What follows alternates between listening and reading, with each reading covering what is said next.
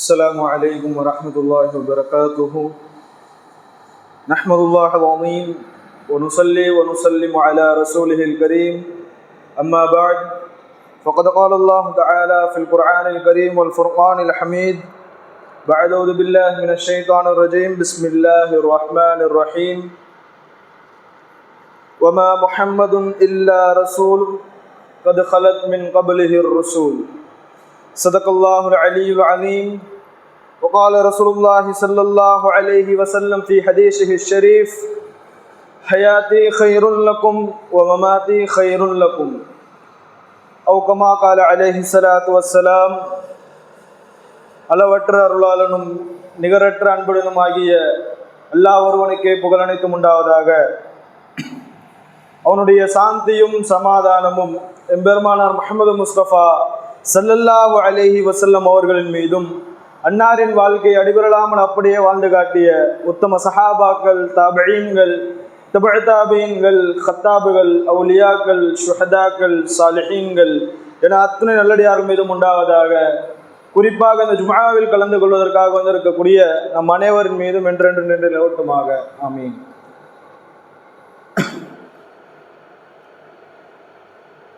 அல்லாஹு தஆலா குர்ஆனில் பல்வேறு இடங்களில் மௌத்தை பற்றியும் ஹயாத்தை பற்றியும் நிறைய பேசுகிறான். பொதுவாகவே மனிதன் இந்த உலகத்தில் அனுப்பப்பட்டதற்கான நோக்கம் சிறிது காலம் ஒரு குறிப்பிட்ட தவணை அல்லாஹு தாலாவை வணங்கிவிட்டு ஒரு நீண்ட வாழ்வை நோக்கிய பயணம். அல்லாஹு தாலா நாளை மறுமையில் நம்மை அழைப்பான். நாம் வாழுகின்ற இந்த உலக வாழ்க்கை சிறிது காலத்திற்கு உட்பட்டது. நெடுநாள் நாமால் வாழ முடியாது. அல்லாஹு தாலா குறிப்பிட்ட சில நாட்களுக்கு மட்டுமே அல்லாஹு தாலா இந்த உலகத்தில் நம்மை அனுப்பியிருக்கின்றான். குர்ஆனில் அல்லாஹு தாலா பல்வேறு இடங்களில் மௌத்தையும் பேசுகிறான், ஹயாத்தையும் பேசுகிறான். சூரத்துல் முல்கில் அல்லாஹு தாலா பேசுகின்றான், ஹலக்கல் மௌத வல் ஹயாத லியப்லுவக்கும் அய்யுக்கும் அஹ்ஸனு அமலா என்று பேசுகின்றான்.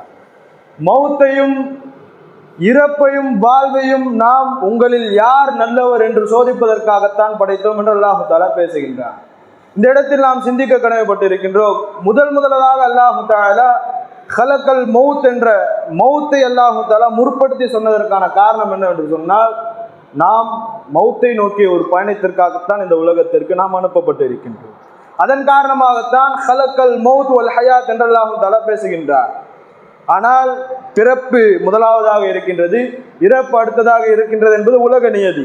ஆனால் அல்லாஹு தஆலா இந்த உலக வாழ்க்கை மௌத்தை நோக்கிய ஒரு பயணம் என்பதை உணர்த்துவதற்காக மௌத் என்ற வார்த்தையை அல்லாஹு தஆலா முற்படுத்தி பேசுகின்றார். அந்த வரிசையில் நாம் பார்க்கின்ற பொழுது அல்லாஹு தஆலா இந்த உலகத்தில் ஒரு குறிப்பிட்ட சில நாட்களுக்கு மட்டுமே நம்மை அனுப்பியிருக்கின்றான். எல்லா விஷயங்களிலும் ஒரு மனிதனுடைய வாழ்க்கையில் எல்லா விஷயங்களும் வழிகாட்டுகின்ற நாயகம் ஸல்லல்லாஹு அலைஹி வஸல்லம் அவர்கள் அனைத்து விஷயத்திலும் வழிகாட்டிய அவர்கள். எல்லா விஷயத்திலும் நமக்கு அவர்கள் தான் முன்மாதிரி. அவர்கள் தான் நமக்கு ஒரு அழகான தெளிவான ரோல் மாடல். அல்லாஹ் தஆலா குர்ஆனிலே சொல்லுகின்ற பொழுது இப்படி சொல்லுவான், லக்கத் கான லகும் ஃபீ ரசூலில்லாஹி உஸ்வத்துன் ஹஸனா. நிச்சயமாக அல்லாஹு தாலாவுடைய ரசூலாகிய முஹம்மது ஸல்லல்லாஹு அலைஹி வஸல்லம் அவர்களிடத்தில் தான் உங்களுக்கு அழகிய முன்மாதிரி, அழகிய ரோல் மாடல் இருக்கின்றது அல்லாஹு தாலா பேசுகின்றார். நாயகம் ஸல்லல்லாஹு அலைஹி வஸல்லம் அவர்கள் பிறந்த இந்த மாதம் ரபியுல் அவ்வலினுடைய மாதம். பிறை 12 நாம் அமர்ந்து கொண்டிருக்கக்கூடிய இதே நாளில் திங்கட்கிழமை என்று நாயகம் ஸல்லல்லாஹு அலைஹி வஸல்லம் அவர்கள் பிறந்தார்கள். சஹீயான ஹதீஸின்படி, சஹீயான விளக்கங்களின்படி இதே நாளில் தான் நாயகம் ஸல்லல்லாஹு அலைஹி வஸல்லம் அவர்கள் இந்த உலகத்தை விட்டு மறைந்தார்கள். ஆக நபி ஸல்லல்லாஹு அலைஹி வஸல்லமுடைய பிறப்பும் இறப்பும் ரபியுல் அவ்வலுடைய பிறை 12ஆம் தேதி தான். இதில் எந்த ஒரு சந்தேகமும் கிடையாது. அந்த வரிசையில் நாம் பார்க்கின்ற பொழுது கடந்த ஒரு மாத காலமாக, கடந்த 2 ஜும்ஆக்களாக நாயகம் ஸல்லல்லாஹு அலைஹி வஸல்லமுடைய பிறப்பை பற்றி முதல் வாரத்தில் நாம் பேசினோம். அதை தொடர்ந்து நாயகம் ஸல்லல்லாஹு அலைஹி வஸல்லம் அவர்கள் மீது நாம் பிரியம் கொள்ள வேண்டும். ஏன் பிரியம் வைக்க வேண்டும், எதற்காரணமாக நாயகம் ஸல்லல்லாஹு அலைஹி வஸல்லம் அவர்கள் நாம் நேசிக்க வேண்டும் என்று சென்ற வாரம் பேசியிருந்தோம். அதை தொடர்ந்து நாயகம் ஸல்லல்லாஹு அலைஹி வஸல்லமுடைய இறப்பின் மூலமாக இந்த உம்மத்திற்கு கிடைக்கக்கூடிய பாடங்கள் என்ன, நபிகளாரின் மரணம் நமக்கு கற்றுக் கொடுக்கக்கூடிய பாடம் என்ன என்று இந்த வாரத்தில் நாம் சிந்திக்க கடமைப்பட்டிருக்கின்றோம். நாயகம் ஸல்லல்லாஹு அலைஹி வஸல்லமுடைய ஒவ்வொரு அசைவும், நாயகம் ஸல்லல்லாஹு அலைஹி வஸல்லமுடைய ஒவ்வொரு அசைவும் இந்த உம்மத்திற்கான பாடம். நாயகம் ஸல்லல்லாஹு அலைஹி வஸல்லம் எல்லா விஷயங்களும் கற்றுக் கொடுத்து சென்றிருக்கின்றார்கள். அவர்கள் கற்றுத்தராத விஷயமே கிடையாது. நாயகம் ஸல்லல்லாஹு அலைஹி வஸல்லம் அவர்கள் பேசுகின்ற பொழுதும் மனித வாழ்க்கையை அவர்கள் முற்படுத்தி பேசியது கிடையாது. மனிதனுடைய ஒரு வாழ்க்கை மறுமை நோக்கிய ஒரு பயணம், மௌத்தை நோக்கிய ஒரு பயணம். மௌத்தான பிறகு அல்லாஹு தஆலா ஒரு நிரந்தர வாழ்க்கையை வைத்திருக்கின்றான் என்று நாயகம் ஸல்லல்லாஹு அலைஹி வஸல்லம் அவர்கள் அடிக்கடி உணர்த்துவார்கள். நாயகம் ஸல்லல்லாஹு அலைஹி வஸல்லம் கூறுகளை இப்படி கூறுவார்கள்: அன்னாசு நியாமுன், மக்கள் எல்லாம் தூங்கிக் கொண்டிருக்கின்றார்கள். ஃபஇதா மாது இன்தபஹு, அவர்கள் எப்பொழுது மௌத்தாவார்களோ, எப்பொழுது இறப்பார்களோ அப்பொழுது அவர்கள் சுதாரித்துக் கொள்வார்கள்.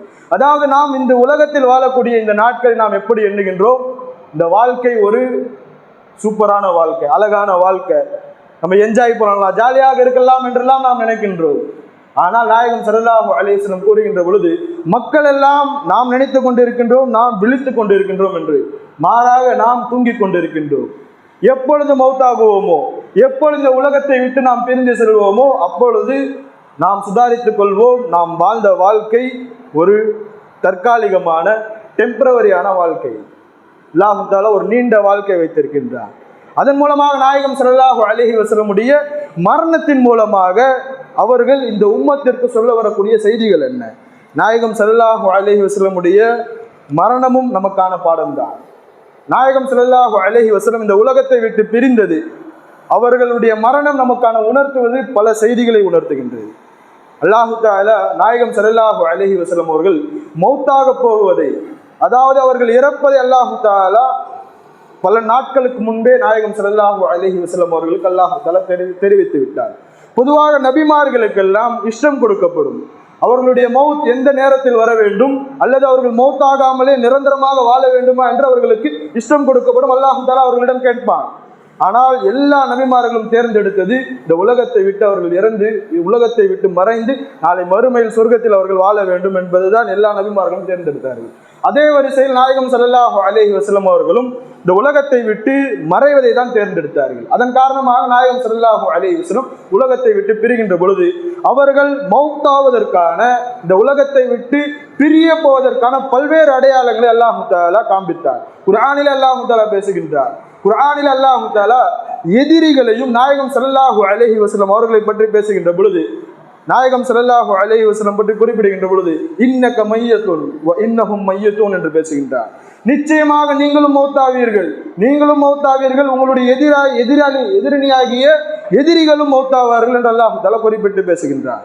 அதைத் தொடர்ந்து நாயகம் ஸல்லல்லாஹு அலைஹி வஸல்லமுடைய ஹஜ்ஜத்துல் வதா என்று சொல்லப்படக்கூடிய இறுதி ஹஜ், நாயகம் ஸல்லல்லாஹு அலைஹி வஸல்லம் நம்முடைய ஒட்டுமொத்த வாழ்க்கையில் ஒரே ஒரு தடவை மட்டும்தான் ஹஜ் செய்திருக்கின்றார்கள். நம்முடைய ஒட்டுமொத்த வாழ்க்கையில் ஒரே ஒரு தடவை தான் ஹஜ் செய்திருக்கின்றார்கள். அந்த ஹஜ்ஜிலே நாயகம் ஸல்லல்லாஹு அலைஹி வஸல்லம் அவர்கள் ஏறத்தாழ 1 லட்சம் சஹாபாக்கள் கூடியிருக்கின்றார்கள். அவர்களுக்கு முன்னிலே நாயகம் ஸல்லல்லாஹு அலைஹி வஸல்லம் அவர்கள் இறுதி பேருரை ஆற்றுகின்ற பொழுது குர்ஆனுடைய இறுதி வசனத்தை கூறி நாயகம் ஸல்லல்லாஹு அலைஹி வஸல்லம் அவர்கள் பேசுகின்றார்கள்: அல் யௌம அக்மல்து லக்கும் தீனக்கும், இன்றைய நாள் இந்த தீனை நான் பரிபூர்ணமாகி விட்டேன், பூரணம் செய்து விட்டேன் என்று அல்லாஹ் தஆலாவுடைய இந்த குர்ஆன் ஆயத்தை நாயகம் ஸல்லல்லாஹு அலைஹி வஸல்லம் ஓதி காண்பிக்கின்றார்கள். இந்த குர்ஆன் ஆயத்தில் சொல்ல வருவதன் கருத்து என்னவென்று சொன்னால், அங்கிருந்த தெளிவான புத்தி அதிகம் இருந்த அறிவு சார்ந்த சஹாபாக்கள் எல்லாம் விளங்கி கொண்டார்கள். இந்த தீன் பூர்த்தியாகிவிட்டது, பூரணமாகிவிட்டது, இதற்கு பிறகு ஒரு நபியோ ஒரு வழிகாட்டியோ இதற்கு தேவையில்லை என்பதனை சஹாபாக்களாகிய தெளிவான சஹாபாக்கள் விளங்கி கொண்டார்கள். அறிவுள்ள சஹாபாக்கள் விளங்கி கொண்டார்கள், நாயகம் ஸல்லல்லாஹு அலைஹி வஸல்லம் இந்த உலகை விட்டு நம்மை விட்டு பிரிய போகின்றார்கள் என்று. சஹாபாக்களுக்கெல்லாம் ஒரே கவலை. பல்வேறு சஹாபாக்கள் சுதாரித்துக் கொண்டார்கள். அல் யௌம அக்மல்து லக்கும் தீனக்கும் என்ற ஆயத், இன்றைய நாள் தீன் பரிபூர்ணமாகிவிட்டது. இந்த ஆயத் சொல்லுவதற்கு கருத்து என்னவென்று சொன்னால், தீனை பரிபூர்ணமாக நான் எத்தி வைத்து விட்டேன், அதை பின்பற்றி வாழ்வது உங்களுடைய கடமை. இதற்கு பிறகு சரியான பாதை தவறான பாதையை பிரித்து காட்டுவதற்காக, வழிகாட்டுவதற்காக ஒரு நபி தேவையில்லை என்பதை உணர்ந்து கொண்ட சஹாபாக்கள் மிகவும் கவலைக்குள்ளானார்கள். அதே ஹஜ்ஜத்துல் விதா நாயகம் ஸல்லல்லாஹு அலைஹி வஸல்லம் அவர்கள் உரையாற்றுகின்றார்கள். அதே ஹஜ்ஜத்துல் விதாவில் நாயகம் ஸல்லல்லாஹு அலைஹி வஸல்லம் அவர்கள் நீங்கள் எல்லாம் நான் உயிரோடு இருக்கின்ற பொழுது, நான் இப்பொழுது இருக்கின்ற பொழுதே ஹஜ்ஜை நீங்கள் கற்றுக்கொள்ளுங்கள். எப்படி ஹஜ்ஜு செய்ய வேண்டும், ஹஜ்ஜிலே என்னென்ன கடமைகள் எல்லாம் செய்ய வேண்டும், என்னென்ன சுன்னத்துகள் இருக்கின்றது என்பதெல்லாம் என்னிடம் நீங்கள் கற்றுக்கொள்ளுங்கள் என்று நாயகம் ஸல்லல்லாஹு அலைஹி வஸல்லம் கூறிவிட்டு இறுதியாக கூறுகின்றார்கள், அடுத்த வருடம் நான் உங்களோடு இருக்க மாட்டேன், அடுத்த வருடம் நான் உங்களோடு இருக்க மாட்டேன், இப்பொழுதே என்னிடத்திலிருந்து நீங்கள் ஹஜ்ஜு செய்வதை கற்றுக்கொள்ளுங்கள் என்று நாயகம் ஸல்லல்லாஹு அலைஹி வஸல்லம் சொன்னார்கள். இதன் மூலமாக பல்வேறு சஹாபாக்கள் விளங்கி கொண்டார்கள். நாயகம் ஸல்லல்லாஹு அலைஹி வஸல்லம் அவர்கள் பிரியத்திற்குரிய நேசர் நம்மை விட்டு பிரிய இருக்கின்றார் என்று சஹாபாக்களுடைய உள்ளமெல்லாம் திகைத்து கொண்டிருந்தது. தொடர்படியாக பல்வேறு அடையாளங்களை நாயகம் ஸல்லல்லாஹு அலைஹி வஸல்லம் அவர்கள் சஹாபாக்களுக்கு உணர்த்தி கொண்டே இருந்தார்கள், அவர்கள் இந்த உலகத்தை விட்டு பிரிய போவதை. நாயகம் ஸல்லல்லாஹு அலைஹி வஸல்லம் அவர்கள் ஒரு முறை மிம்பரில் ஏறிக்கொண்டு குத்பா செய்து கொண்டிருக்கின்றார்கள். குத்பா செய்து கொண்டிருக்கின்ற பொழுது இதே வார்த்தை கூறுகின்றார்கள், ஹய்யரல்லாஹு அப்தன், அல்லாஹு தஆலா ஒரு அடியானுக்கு இஷ்டம் கொடுத்தான், பைனல் ஹயாத்தி வல் மமாத், உயிர் வாழ்வதா அல்லது உயிர் பிரிந்து இறந்து போவதா என்று. வக்தாரல் ஆஹிரா, இரண்டாவதை அந்த அடியார் தேர்ந்தெடுத்துக் கொண்டார் என்று நாயகம் ஸல்லல்லாஹு அலைஹி வஸல்லம் கூறினார்கள். நாயகம் ஸல்லல்லாஹு அலைஹி வஸல்லம் பேர் சொல்லவில்லை. அல்லாஹு தஆலா ஒரு மனிதருக்கு வாழ்வதா அல்லது மறைவதா என்ற இஷ்டம் கொடுத்தால் அந்த அடியார் இரண்டாவதை, உலகத்தை விட்டு மௌத்தாவதை அந்த அடியார் தேர்ந்தெடுத்துக் கொண்டார் என்று நாயகம் ஸல்லல்லாஹு அலைஹி வஸல்லம் சூசமாக சொன்னார்கள். சுதாரித்துக் கொண்ட அபூபக்கர் ரலியல்லாஹு அன்ஹு அவர்கள் முதல் சஃபில் அமர்ந்து கொண்டிருக்கின்றார்கள். தங்களுடைய முட்டிகளில் மறைத்துக் கொண்டு, கால் முட்டிகளுக்கு இடையில் தங்களுடைய முகத்தை மறைத்துக் கொண்டு வேகமாக கதறி கதறி தேம்பி தேம்பி எழுதார்கள் அபூபக்கர் ரலியல்லாஹு அன்ஹு அவர்கள். நாயகம் ஸல்லல்லாஹு அலைஹி வஸல்லம் பல்வேறு அடையாளங்களை கற்றுக் கொடுத்து சென்றார்கள். தங்களுடைய இறப்பு இந்த உலகத்திற்கு மாபெரும் ஒரு இழப்பு. நாயகம் ஸல்லல்லாஹு அலைஹி வஸல்லம் அவர்கள் உடைய வாழ்நாள் முழுவதும் உம்மத்தார்களுடைய கவலைதான், உம்மத்தார்களுடைய நிலைமை, சஹாபாக்களுடைய நிலைமை, எதிர்வரக்கூடிய உம்மத்தார்கள், எதிர்வரக்கூடிய தலைமுறையினர் எப்படி இருக்க வேண்டும், அவர்களுடைய நிலை எனக்கு பிறகு என்ன ஆகும் என்றெல்லாம் நாயகம் ஸல்லல்லாஹு அலைஹி வஸல்லம் அவர்கள் தொடர்படியாக கவலைப்பட்டு கொண்டுதான் இருந்தார்கள். நாயகம் ஸல்லல்லாஹு அலைஹி வஸல்லம் ஒரு ஜனாசாவிற்கு செல்லுகின்றார்கள். சரியாக சஃபர்னுடைய மாதம் பிறை 28ஆம் தேதி, அதாவது நாயகம் ஸல்லல்லாஹு அலைஹி வஸல்லம் அவர்கள் ரபீஉல் அவ்வலுடைய பிறை 12ஆம் தேதி உலகத்தை விட்டு மறைந்தார்கள். சரியாக 14 நாட்கள் முன்பு சஃபர்னுடைய மாதம் பிறை 28ஆம் தேதி நாயகம் ஸல்லல்லாஹு அலைஹி வஸல்லம் ஒரு ஜனாசாவிற்கு செல்லுகின்றார்கள். ஜனாசா அடக்குவதற்கான, தொழுகை நடத்துவதற்கான பல்வேறு ஏற்பாடுகள் நடைபெற்றுக் கொண்டிருக்கின்றது. அந்த இடத்துல நாயகம் ஸல்லல்லாஹு அலைஹி வஸல்லம் மயங்கி கீழே விழுகின்றார்கள். அங்கிருந்து நாயகம் ஸல்லல்லாஹு அலைஹி வஸல்லம் உடைய இந்த மரணத்திற்கான நோவினை என்பது துவங்கியது.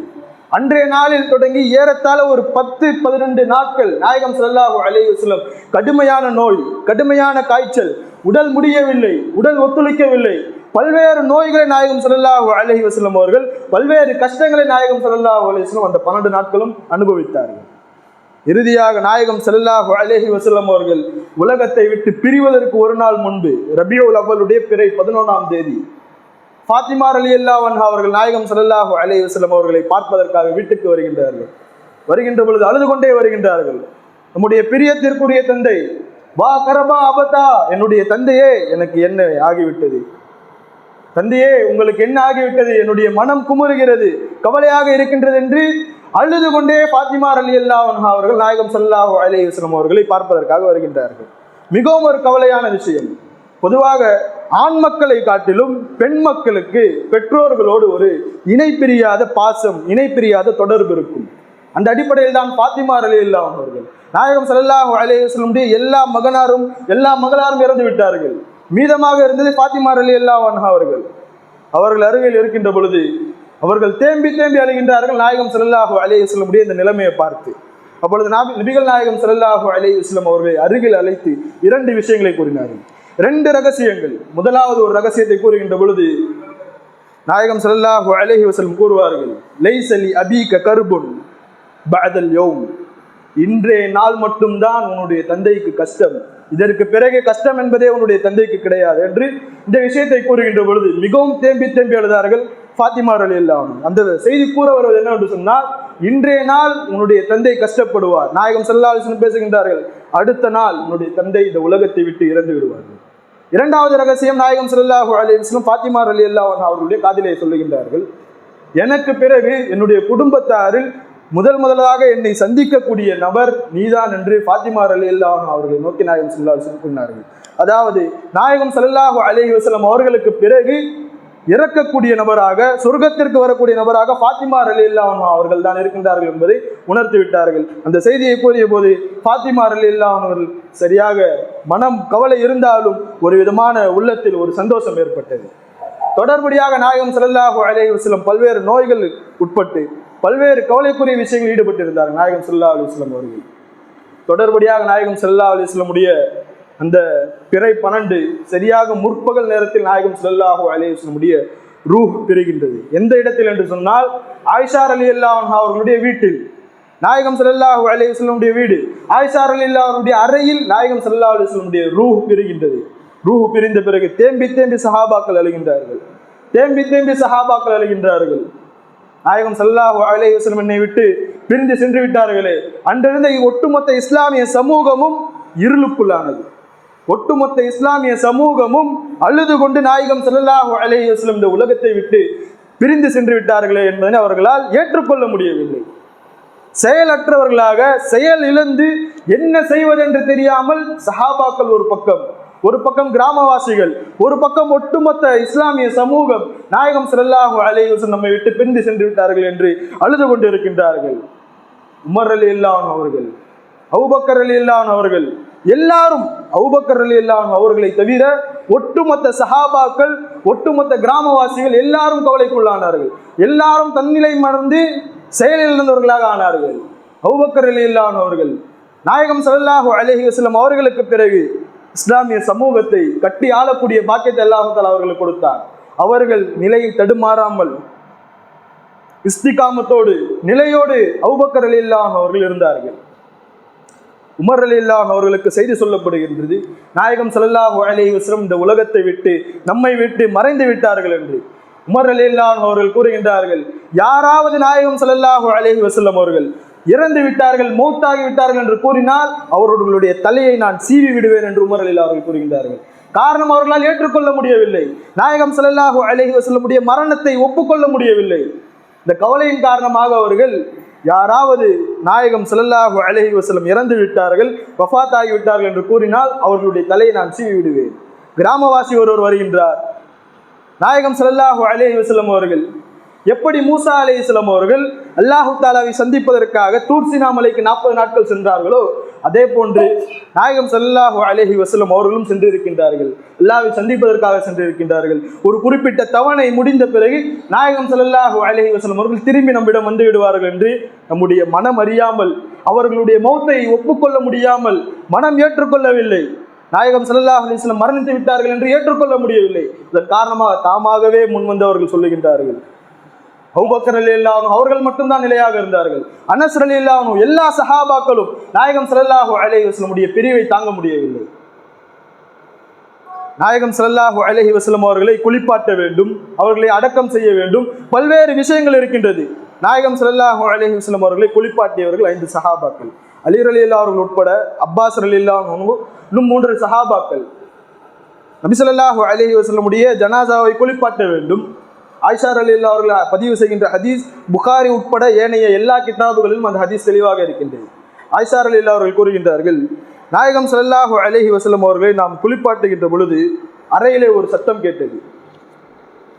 ஒரு சத்தம், யாரும் எந்த ஒரு நபரும் பேசவில்லை. வானத்திலிருந்து வந்ததா இல்லை எங்கிருந்து வந்தது தெரியவில்லை.